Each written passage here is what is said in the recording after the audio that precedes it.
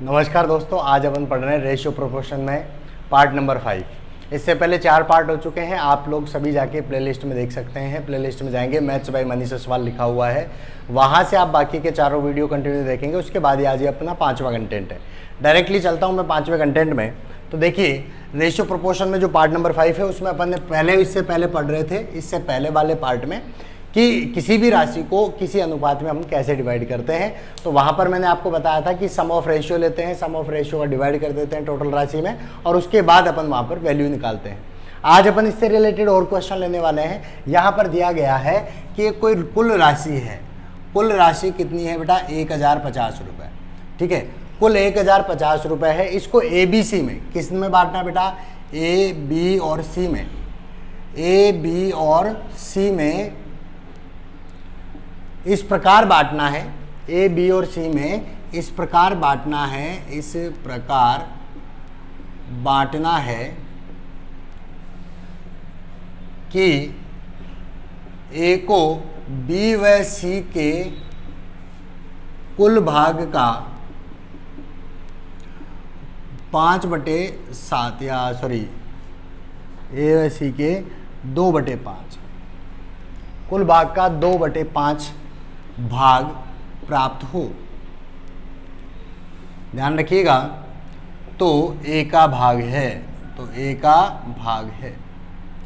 इस तरीके से आपसे क्वेश्चन पूछा गया कि कोई कुल राशि है 1050 रुपये, उसको ABC में इस प्रकार बांटना है कि A को B व C के कुल भाग का 2/5 भाग प्राप्त हो। तो A का भाग क्या होगा? ऑप्शन आपके सामने ले लेता हूं बेटा। ऑप्शन दिया हुआ है 200, ऑप्शन बी दे रखा है आपके पास 300, ऑप्शन सी दे रखा है 320 और ऑप्शन डी दे रखा है आपको 420। ठीक है, ये आपको दिया हुआ है। आप क्या करेंगे, जब भी ऐसा कोई क्वेश्चन आता है कि 1050 को, मतलब कोई भी एक राशि है, उसको इस प्रकार बांटें कि ए का जो भाग है वो बी और सी, कहने का मतलब बी और सी को जितना मिला है उसका उसको भाग मिले। कहने का मतलब यहाँ पर क्या है, एक तो ए दिया गया है, एक आपको दे रखा है बी और सी, बी प्लस सी, यानी बी और सी का भाग। तो ध्यान दीजिएगा, बी और सी का भाग कितना हुआ? 5। जिससे तुलना की जाती है वो नीचे है। ध्यान रखना, तुलना किससे कर रहा है? बी और सी के कुल भाग का। तो बी और सी के कुल भाग का मान कितना है? 5। ठीक है, और तुलना किसकी की है? ए की। तो ए का भाग कितना है बेटा हमारे पास? 2। ठीक है, तो ये रेशियो आपका हो जाएगा। एक बार वापस समझ लो, जिससे तुलना की जाती है वह अनुपात तो नीचे होता है, जिसकी तुलना की जाती है वह अनुपात ऊपर है। 2/5 का मतलब है 5 तो है बी और सी का, और 2 किसका है बेटा? ए का। अब बताओ मुझे, द सम ऑफ रेशियो, अनुपातों का योग कितना है? 5 और 2, 5 और 2 बेटा 7। 7 का मान टोटल राशि 1050, तो 1 का मान कितना होगा? भाग दे देंगे।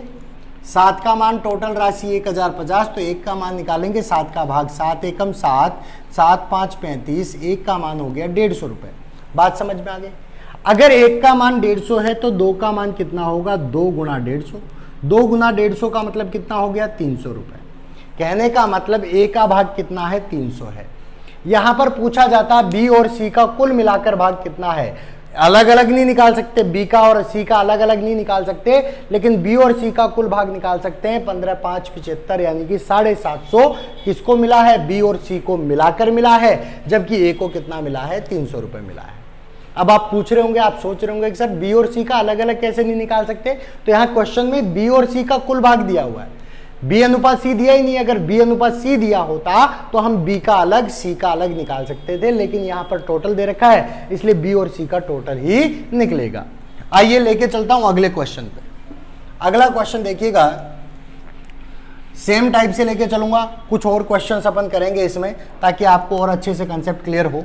यहाँ पर दे रखा है कि कुल राशि, कोई भी एक राशि है, वो आपको एक राशि आपको बांटी जाती है A, B, C और D में। किस अनुपात में बांटी जाती है वो भी देख लो। 3:4:9:10, 3:4:9:10 में डिवाइड की जाती है, बांटी जाती है। यदि C को B से 2580 ज़्यादा मिले तो ए व डी की कुल राशि, ए व डी की कुल राशि क्या है? ऑप्शन भी ले लेते हैं यहाँ पर। ऑप्शन दे रखा है 5676, ऑप्शन बी दे रखा है 6192, ऑप्शन सी दे रखा है 6708 और ऑप्शन डी दे रखा है 7224। दिया हुआ है बेटा ए बी सी डी 3 4 9 10 में डिवाइड किया जाता है बी और सी। सी को बी से 25-80 रुपए ज्यादा मिले। क्लियर है? तो ए और डी, सी को बी से ज्यादा मिले कहने का मतलब क्या है? इस लाइन का मतलब क्या है कि सी और बी के बीच का डिफरेंस कितने रुपए का है? 2580 का। सी और बी के अनुपात में डिफरेंस कितने का है? 5 का। समझ में आ गई? सी और बी का अंतर कितना है? 2580। यहां पर अनुपात में अंतर कितना है? 5। 5 बराबर 2580। बात समझ में आ गई क्या? अनुपात तो 4 और 9 में कितने का अंतर है? 5 का है। रुपए में कितने का अंतर है? 2580 का।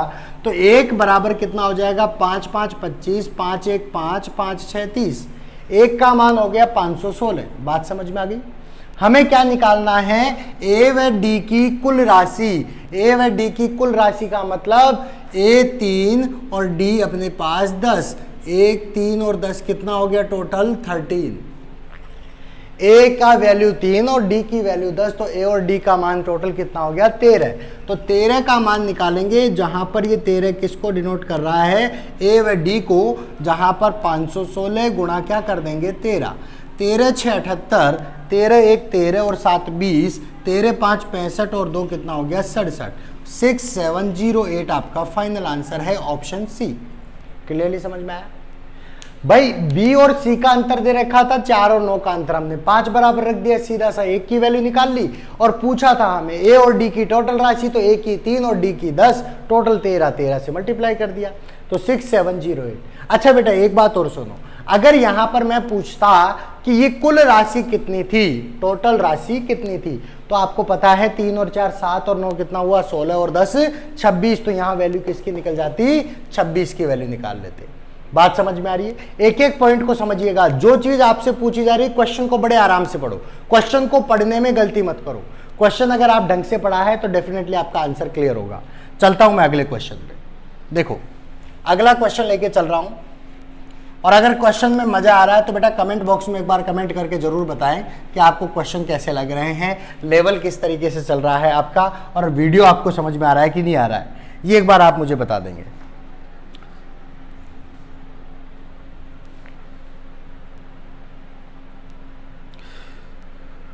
देखो यहां पर दे रखा है टोटल राशि है 750, जो कुल राशि है वो आपको दे रखी है 750 रुपीज। ठीक है, अब इसमें आपको कहा गया है कि ए अनुपात बी दे रखा है 5:2, बी अनुपात सी दे रखा है 7:13।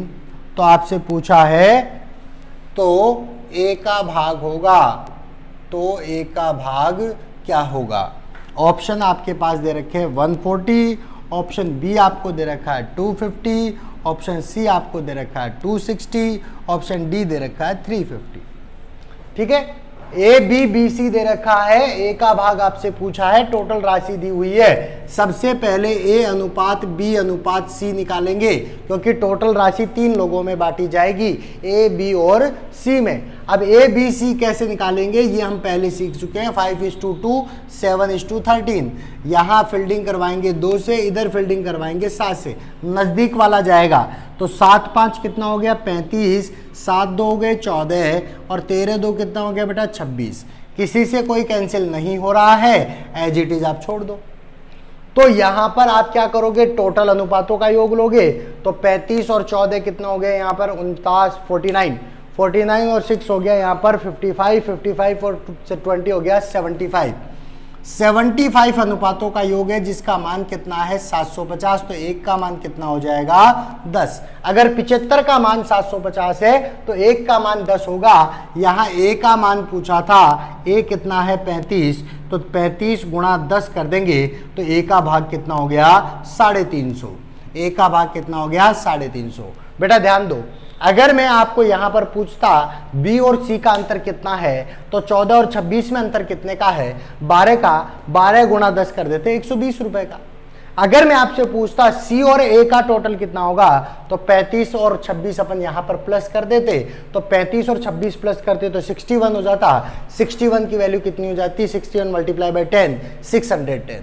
क्वेश्चन कैसे भी पूछ सकता है, क्वेश्चन किसी तरीके से भी आपको घुमा सकता है, आपको ध्यान केवल लैंग्वेज पर देना है। आइए चलता हूं मैं अगले क्वेश्चन पे। अगला क्वेश्चन आपके सामने लेके आ रहा हूं, उससे पहले देखिएगा किस तरीके के क्वेश्चन आपको सॉल्व करने हैं। एक और क्वेश्चन ला रहा हूं, 530 को ABC में इस प्रकार विभक्त करें।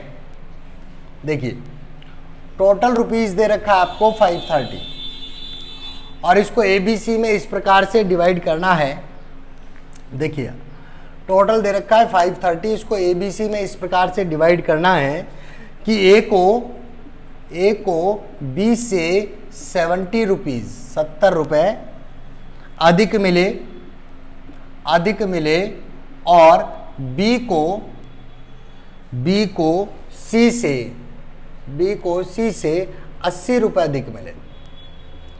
B को C से 80 रुपए अधिक मिले तो A अनुपात B अनुपात C क्या होगा। ऑप्शन आपको दे रखा है 15:8:30, ऑप्शन बी दे रखा है 16:9:18, ऑप्शन सी दे रखा है 18, 25 और 10, ऑप्शन डी आपको दे रखा है 25, 18 और 10। देखते हैं क्या होगा। कुल 530 रुपए है, ए को बी से 70, बी को सी से 80 ज्यादा मिलते हैं। तो सबसे पहले देखो ए बराबर क्या है, बी प्लस 70। बात समझ में आ गई। बी से 70 रुपए ज्यादा, बी प्लस 70। बी बराबर क्या है, सी से 80 ज्यादा, सी प्लस 80। क्लियर हो गई बात। ए को बी से 70, बी को सी से 80। सी को अगर मैं मानना चाहूं, यदि हम सी के लिए मान लेते हैं कि इसको मिला है एक्स, सी को कितना मिला है बेटा, एक्स, या एज इट इज छोड़ दो, तो यहां पर सी को एज इट इज छोड़ दे भाई, सी तो एज इट इज है। तो देखो तीनों की जो राशि है वो क्या होगी, तो देखो बी की जगह मैं क्या लिख सकता हूं, सी प्लस 80।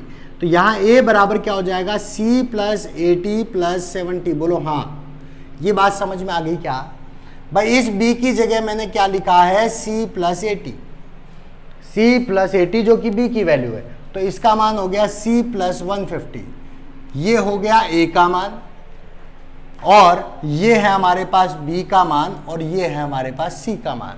तो टोटल कर लेते हैं। Total A plus B plus C, C plus 150 plus C plus 80 plus C बराबर टोटल राशि कितनी है, 530। बोलो हाँ, बात समझ में आ गई है। अब देखो सी प्लस 150 प्लस 80, 180, 150 और 80 230 हो गए। 1 2 3, 3 सी प्लस 230 को उधर लेके जाऊंगा तो 530 माइनस 230, इधर प्लस के थे उधर जाएंगे तो माइनस, यहां हो गया 300। तो सी बराबर क्या हो गया, 300/3 यानी कि 100। सी की वैल्यू कितनी हो गई, 100। सी के पास 100 रुपए है तो बी के पास 180 होंगे क्योंकि सी से ज्यादा है, और ए के पास 150 ज्यादा होंगे, 250। यानी कि वैल्यू क्या क्या हो गई, ध्यान से समझिएगा। ए के पास हो गया, बी के पास हो गया, और सी के पास 100 रुपए। सी से 80 रुपए ज्यादा, बी के पास 180, और ए के पास उससे 150 ज्यादा 100 से, तो कितना हो गया, 250। या यूं कह सकते हो बी से 70 रुपए ज्यादा तो भी 250। क्लियर है।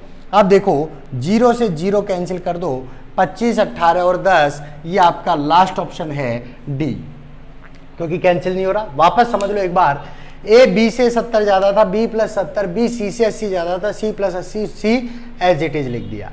अब देखो सी प्लस 80 यहां पर रख दूंगा तो ये हो गया सी प्लस 150। क्लियर है। तो सबसे पहले देखो 3 भाग है, सी प्लस 150, सी प्लस 80 और सी, इन सबको टोटल कर देंगे तो टोटल राशि 530 आ गई। यहां पर 150 और 80 230 प्लस के हैं, उधर जाएंगे तो माइनस के 230, और 1 सी 2 सी और 3 सी, 3 सी बराबर 300, तो सी बराबर 100। सी की वैल्यू 100, सी से 80 ज्यादा 180, 180 70 ज्यादा 250। टोटल अनुपात ने लिया 25, 18 और 10।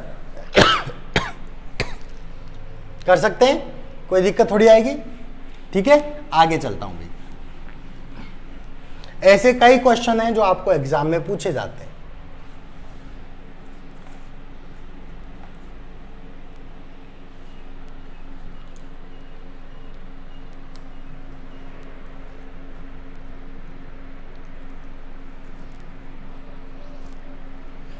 जी, क्वेश्चन दे रखा है 3,30,000 रुपए। एक व्यक्ति, क्वेश्चन इंपॉर्टेंट है, पूरी लैंग्वेज लिखूंगा। एक व्यक्ति 3,30,000 रुपए इस प्रकार पुत्री, पत्नी व पुत्र को बांटता है, वह पुत्र को बांटता है कि, इस प्रकार से पुत्र को बांटता है कि पुत्री का 1/2 व पत्नी का 1/4 व पुत्र का 1/5 भाग बराबर है,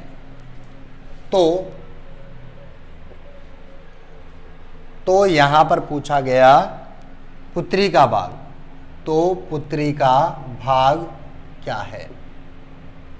ठीक है, ये क्वेश्चन बहुत एग्जाम में पूछा गया, रिपीट क्वेश्चन है। एक व्यक्ति 3,30,000 रुपए इस प्रकार पुत्री, पत्नी और पुत्र में बांटता है कि पुत्री का 1/2, पत्नी का 1/4, पुत्र का 1/5 भाग बराबर है, तो पुत्री का भाग होगा। ऑप्शन ले लेते हैं, ऑप्शन साथ में लेके चल रहा हूं मैं।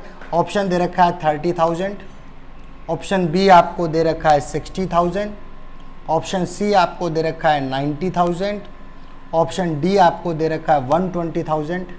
ठीक है, ये आपको देखना है। अब आते हैं सबसे पहले, पुत्री का कितना है बेटा, 1/2 यानी पुत्री बटे में 2। ये किसके बराबर है, पत्नी का 1/4 यानी पत्नी बटे में 4। और ये किसके बराबर है, पुत्र का 1/5 यानी पुत्र बटे में 5। बोलो बात समझ में आई। पुत्री का 1/2 यानी पुत्री बटे में 2, पत्नी का 1/4 पत्नी बटे में 4, पुत्र का 1/5 पुत्र बटे में 5। सीधा सीधा मुझे बताओ कि इसकी पुत्री अनुपात पत्नी अनुपात पुत्र क्या हो जाएगा। तो आपको पता है जो जिसके नीचे वो उसी का है। पुत्री के नीचे 2 तो 2, पत्नी के नीचे 4, पुत्र के नीचे 5, ये इसका अनुपात हो गया। 2, 4 और 5 रेशियो का जो सम है, सम ऑफ रेशियो कितना हो गया, 2 and 4 6, 6 and 5 11। तो सम ऑफ रेशियो 11 है। टोटल राशि जो दे रखी है वो दे रखी है 3,30,000 रुपए। अगर इसमें एक का मान निकालें तो टोटल 30,000 रुपए आता है। एक का मान कितना आ गया, 30,000। 11 का भाग दे देंगे तो टोटल कितना आ गया, 30,000। आपसे क्या पूछा गया है कि पुत्री का भाग बताओ। पुत्री का भाग क्या है, तो पुत्री का रेशियो से गुणा कर दो, 2 × 30,000। 2 × 30,000 बराबर कितना हो गया, 60,000। ये आपके पुत्री का भाग आ चुका है। कोई दिक्कत थोड़ी है यहाँ तक। ठीक है, तो पुत्री का भाग टोटल कितना है यहाँ पर, 60,000 रुपए। ठीक है, कर सकते हैं अपन इस तरीके से क्वेश्चन, कोई दिक्कत थोड़ी है। अब ये बात तो हो गई साहब अपनी। अब अपन पढ़ेंगे इसके आगे नेक्स्ट क्लास में। तो आज के वीडियो में, आज के कंटेंट में अपन इतना ही पढ़ेंगे। इन क्वेश्चन को, जो क्वेश्चन मैं आपको यहाँ पर करवाता हूँ, इनको रेगुलरली प्रैक्टिस करते रहें। कोई भी क्वेश्चन अगर आपको समझ में नहीं आता है, कमेंट बॉक्स में आप डालकर मुझे भेजें ताकि मैं उसका सॉल्यूशन आपको करवा पाऊँ। ठीक है sir, thank you so much.